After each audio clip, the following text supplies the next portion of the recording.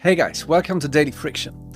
We all know how important it is to work out for various reasons, but I will tell you about a benefit that I never thought about before I started to work out, but which became one of the most important aspects for me. So here's my story. I was never really into working out and having big muscles. Basically my whole life I was always a skinny dude. And I got into working out just now in my 30s because a physical therapist told me that my posture is not the best and I should do something about it. So I was like, okay, what can I do?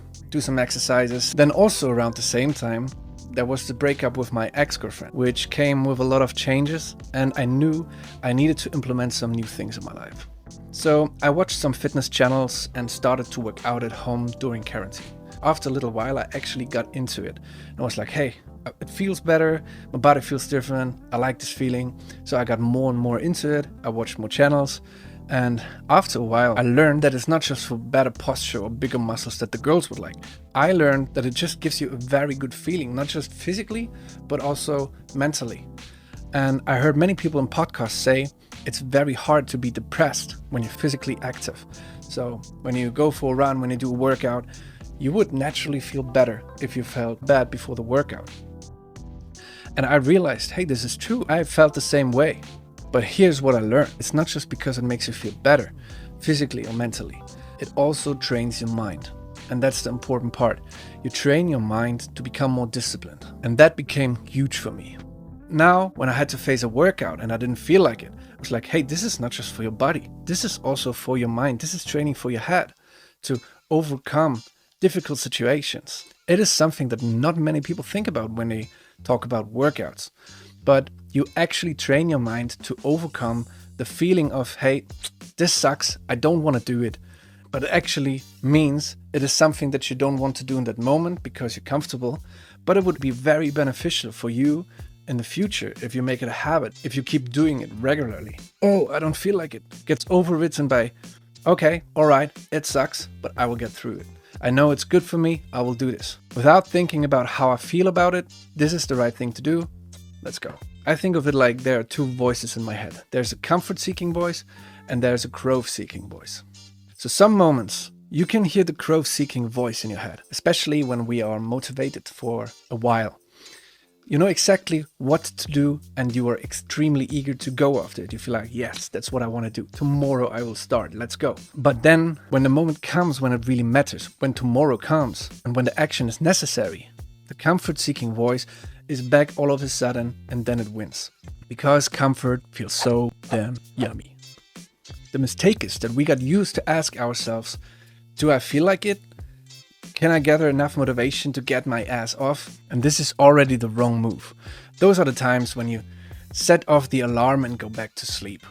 When you are hungry and the ice cream bucket looks so much better than the salad or the healthy food that you have in your fridge. When the couch feels so much more comfortable than your running shoes. The comfort-seeking voice wins when it's important. The growth-seeking voice will come back later. When you do completely other things, when you're occupied in your life and you feel like, hey, you really want to achieve something or you want to acquire this thing or that knowledge. So I learned that working out trains my mind to shrink and silence that comfort-seeking voice and to just, without asking myself how I feel about it right now, to just follow that growth-seeking voice. It is the same with cold showers, for example. You know they are good for your health, for your immune system, but there's this little moment before you turn the temperature up, where you ask yourself, oh, do I really want to do this right now? It will feel uncomfortable and all of those things, right? And that is the comfort-seeking voice. I heard this from other people too, who are doing cold showers and cold plunges, right? The voice is there that says, oh, don't do it, stay in the warmth and it's nice and cozy here, right? But you kind of train to just let it go. Just like the thoughts, right? When you do meditation, you train yourself to just let thoughts go and to not make you feel like you are those thoughts. Have some distance to those thoughts and just let them go. They're not your personality, they're not you.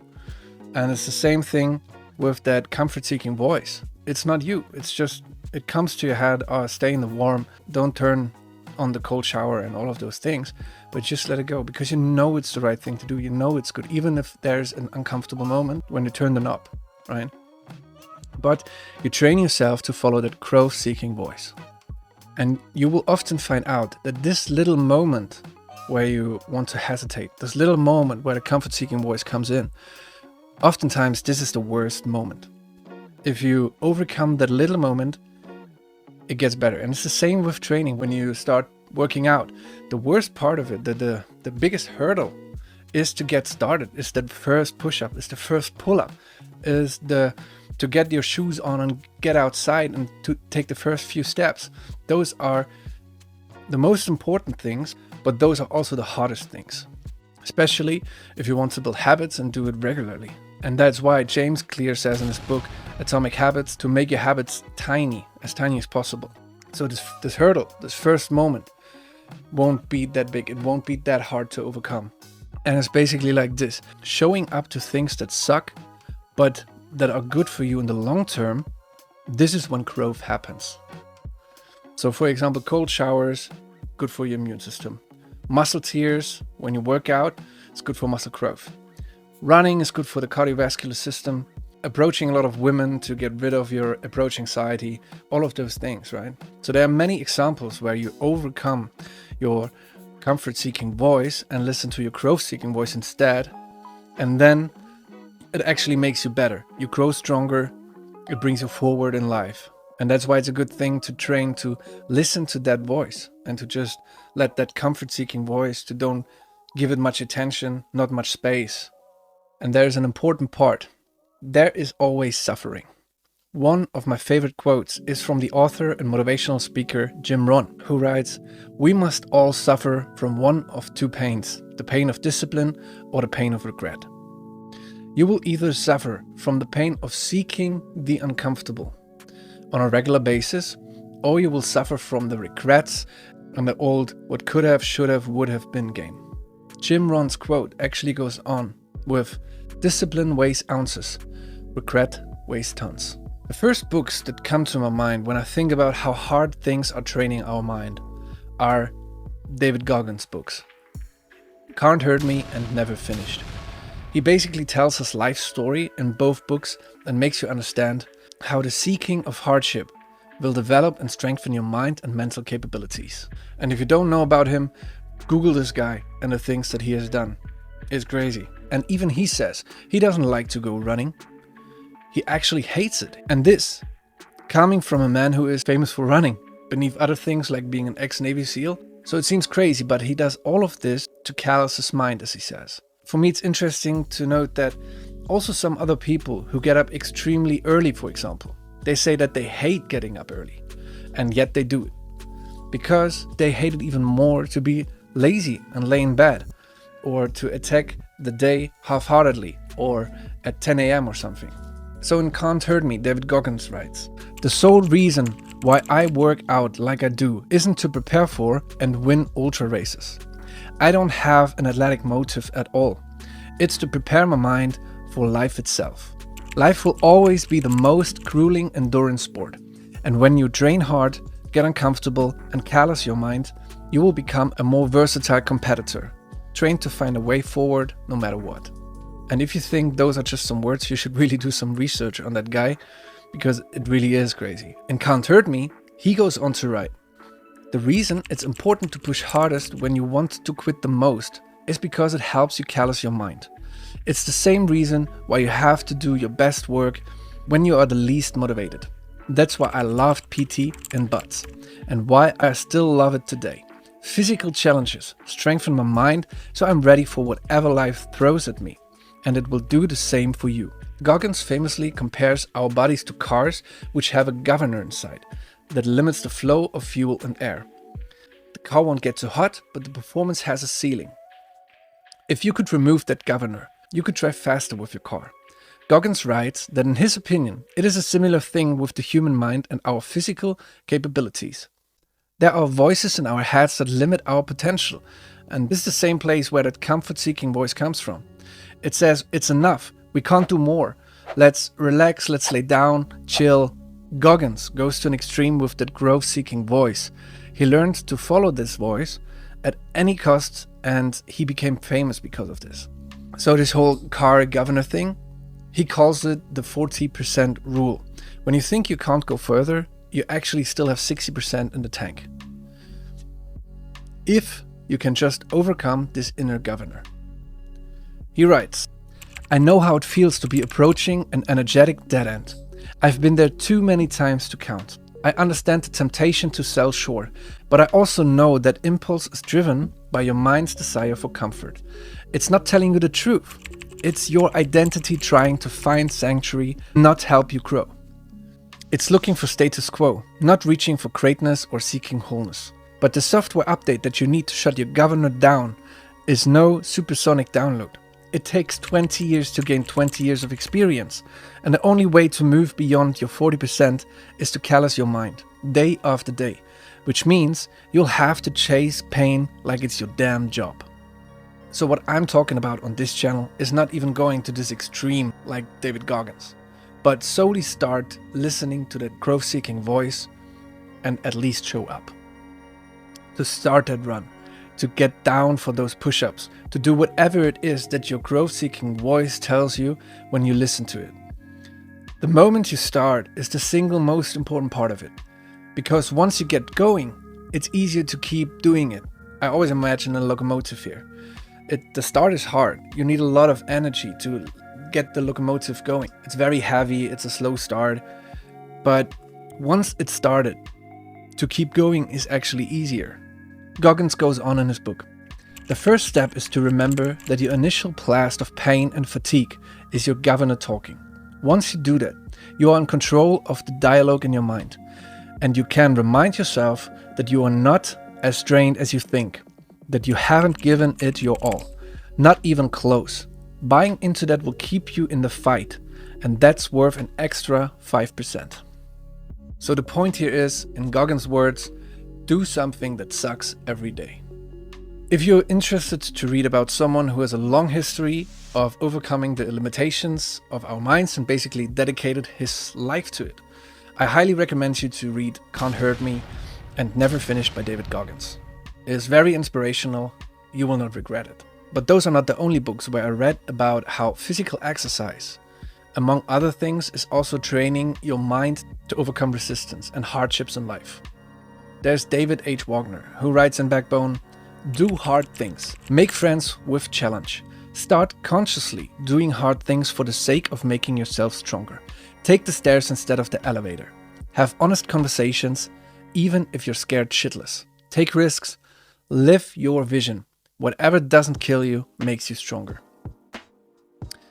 One of the best books that I read in 2022 was The Comfort Crisis by Michael Easter, who basically wrote a whole book about the problem of comfort and how the intentional challenging of our limits can expand our lives in many different ways. For sure, I will talk more about this book in future videos. And here I will share with you a part where he writes about his encounter with Jason McCarthy and quotes him, doing physically hard things is an enormous life hack. Do hard things and the rest of life gets easier and you appreciate it all the more. McCarthy said, not doing physically hard things gets us all out of whack. The data is overwhelming in terms of our need to sweat, to be outside, to be part of the community. I'm not saying anything new here. I'm just reminding us of how we're hardwired. What's new today is that physically hard stuff is a novelty. And when I read this, it reminded me of Joe Rogan, who stated a few times in his podcasts that he endures hard things like workouts and ice baths, not just for the physical benefits, but also to be able to better deal with hard things that he encounters in day-to-day life. And speaking of ice baths, there's also author Aubrey Marcus, who writes in his book, Own the Day, Own Your Life. While the benefits of inflammation and stress are vital, the thing that really sets cold exposure apart from other forms of hormesis is the mental edge it provides. In the smithy of life, cold exposure is the anvil against which your character is shaped and your resolve is hardened. One might say that deliberate, conscious breathing is the hammer that does the shaping, so that you might confront your chronic stress and conquer it more completely. Later he also writes, character and resolve are two traits that rarely get tested in modern society, and they tend to atrophy as a result. Resolve, especially, is at the heart of why we let chronic stress steal our life force and why we struggle from our first waking moments to take ownership of our days. And the last book I want to mention here is Embrace the Suck by Navy SEAL combat veteran Brent Gleason. In the foreword of this book, who is it again? David Goggins, who writes, "Our minds are the most powerful weapons we have at our disposal. But often, our greatest tools can be exactly what stands in the way of overcoming adversity and achieving extraordinary accomplishments. If you can't learn to control your mind, you'll forever be a slave to its evil limitations." So this shows you that it's crucial to not listen to the comfort-seeking voice that says your body feels tired, but to the growth-seeking voice which doesn't even ask if you feel like doing this or that in that specific moment. Of course, differentiate between the feelings of laziness and comfort and your body actually needing a break before breaking down, which also means not everybody should try to become a David Goggins. He also writes in that foreword of the book, "We all have the ability to master our minds, but our brains are wired with defense mechanisms for avoiding pain and hardship, for staying well within the confines of our comfort zones. Our minds have a tendency to force us into a sheltered existence." Brent Gleason, the author of the book, who is following the same mindset as Goggins, gives us a few great quotes. "Pain is inevitable. Suffering is optional." This again states that we can basically choose our suffering, which I stated before. And he goes on with, "Out of suffering have emerged the strongest souls. The most massive characters are seared with scars. Encountering hard times or tasks is necessary for growth. If you channel it right, it will make you better and stronger. If life is comfortable, we should deliberately seek out those challenges, because otherwise there won't be growth. Would it be worth living a life where you don't grow in certain aspects of your life anymore, with the same experiences? Because then, as they say, you basically live the same day thousands of times until you die." Brent Gleason writes in his book, "We aren't born with self-discipline. It's a learned behavior. And just like any other skill you want to master, it requires daily practice and repetition. It must become habitual. Of course we will slip. Of course we will sometimes lose the battle against our mind, and comfort will win. But is there anyone who's never lazy? Do people like David Goggins enjoy a night with Netflix from time to time and then just don't tell anybody about it? It is hard to say, but I think that we should practice to follow our growth-seeking voice more often. And if it is just once a day that we take a different turn when it comes to the question of comfort versus growth, we would still end up in a very different spot a few years from now." And to end this with Brent Gleason's words, "If you just embrace the suck and the good problems that will undoubtedly follow, you'll eventually find greatness, whatever your definition of that is." So guys, again, if you have anything to add here, please write that in the comments. If you liked that video, press the like button, subscribe to this channel. It would mean the world to me. I would really appreciate it, and it shows the YouTube algorithm that you like this type of content. I'd be very thankful for that. I'd be super happy. And if you have anything to add, if you made the same experiences with working out, if you have other books about how to train your mind and your willpower, let me know in the comments, and I'm happy to see you soon.